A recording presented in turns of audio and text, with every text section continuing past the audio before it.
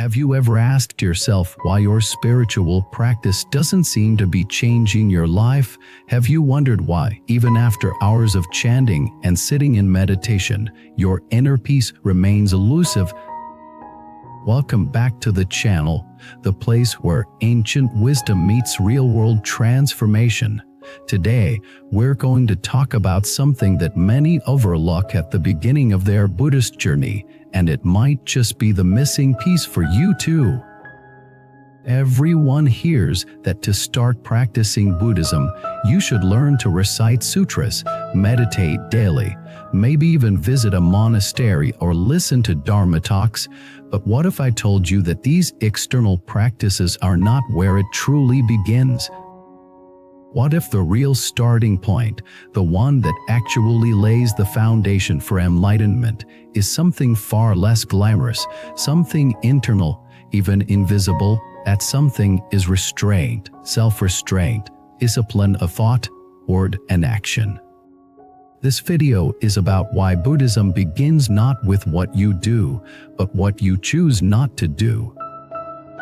Begins with learning how to stop reacting, to stop harming, to stop indulging every impulse and desire. Only then does meditation mean something. Only then does chanting carry power. Only then can your mind begin to stabilize and awaken. So let's walk into this, not with dogma, not with rules, but with clarity. And maybe, just maybe, with a willingness to look deeply into our own lives.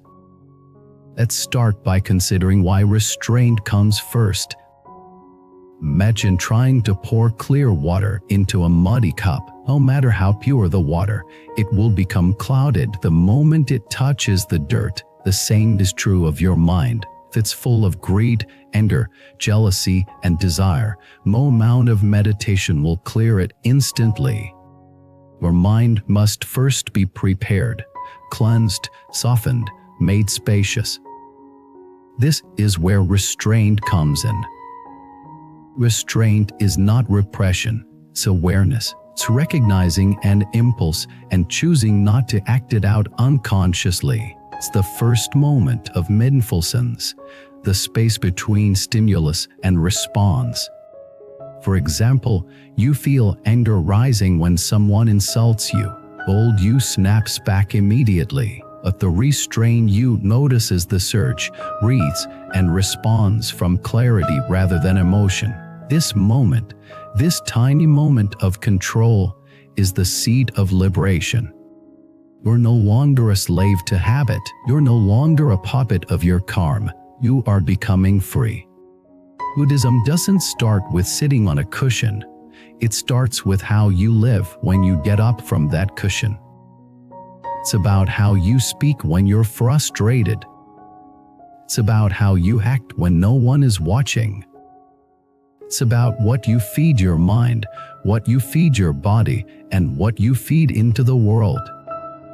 This is why the Noble Eightfold Path begins with right view, right intention, and right action, not meditation.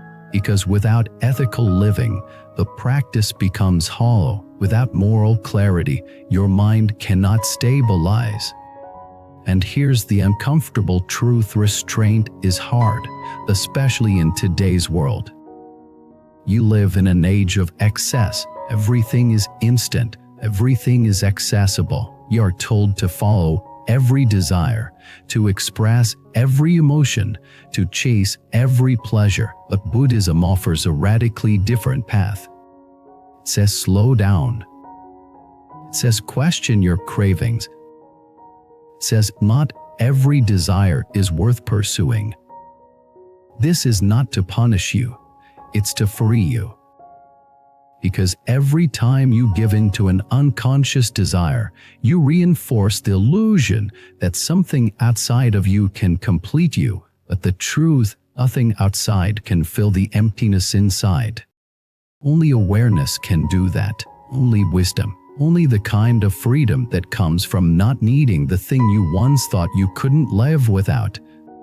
Let me tell you a story. There was once a young man who visited a Zen master. He said, "Master, I want to learn meditation." The master smiled and handed him a broom. "Before you meditate," he said, "sweep the temple floor, but sweep with full awareness. Notice your breath, notice your thoughts, notice your judgments. Sweep not just the dust from the ground, but the restlessness from your mind." The young man did it for days. By the time he finally sat to meditate, his mind was still. That's the point.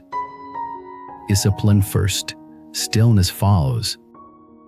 This discipline is what we call sila, moral conduct.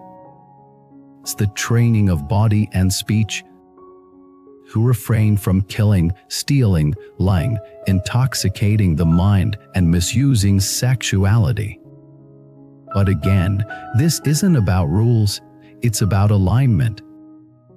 Because when your actions align with truth, your mind naturally becomes peaceful. When your life is in harmony, you don't need to force focus, it arises on its own. Have you noticed how much inner conflict is caused by unwise choices? You lie to someone and then spend days justifying it to yourself. You overindulge in food or pleasure and then feel guilty or drained.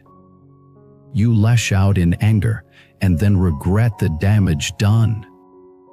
All of these require energy to manage, mental bandwidth, emotional tension. They clutter your inner world.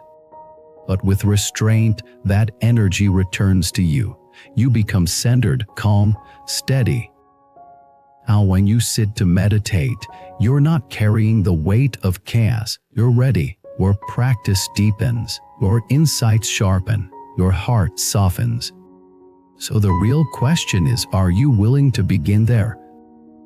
Not with exotic techniques or mantras, but with restraint, with simple, radical honesty, with watching your actions, not to judge them, but to learn from them. If you are, then every moment becomes your teacher. Every temptation becomes an invitation. Every challenge becomes a chance to deepen awareness. This is real practice.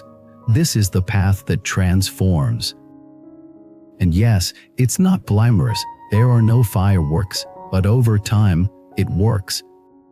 It rewires your mind, purifies your heart, builds the foundation for true awakening.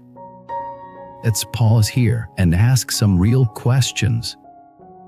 What patterns in your life are out of control? Where do you feel powerless to say no?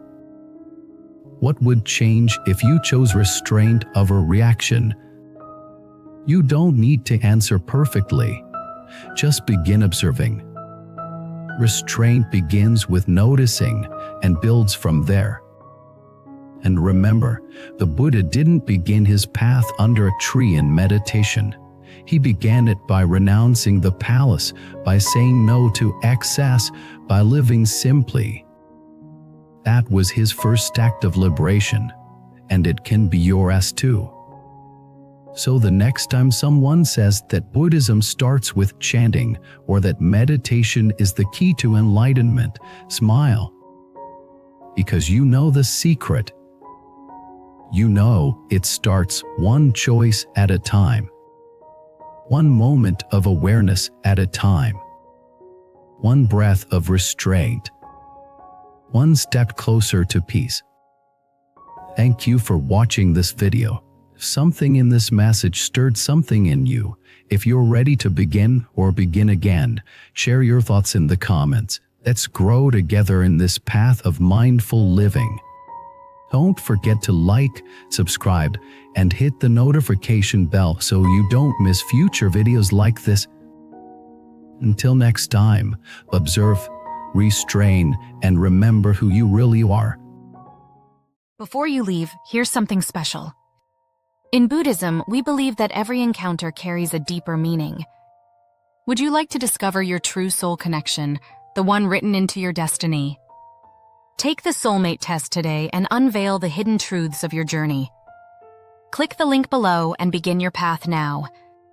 http://soulmate. You wisdom more, come, white.